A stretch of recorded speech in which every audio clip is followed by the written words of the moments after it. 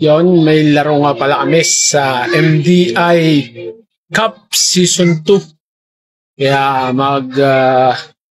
pipiling varsity muna tayo.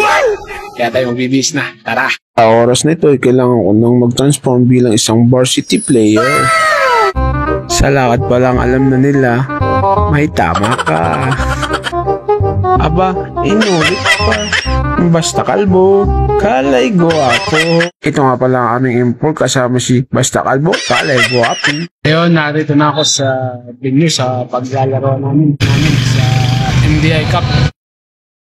Jump na nga pala tayo sa paglalaro para makita nyo kung paano kalabawin ang kalaban. Dito nga pala sa play na to, sinubukan ko kumuha ng pau pero walang nangyari. Nakagustuhan ko nga palang makashoot ay ito ang nangyari.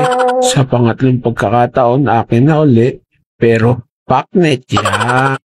Pag tinawag ka nga palang buhaya, kailangan panindigan. Pag buhaya ka nga pala, kailangan marunong ka pa rin dumipin siya. Sa play nito, kailangan mo nang magsalumpas. Sa play nga palang ito, buhaya ka pa rin, pero paknet ya. Pag buhaya ka nga pala, idiretso mo, pero may kasama pang ka. Kapag piling magaling ka nga pala, buhaya ka pa rin.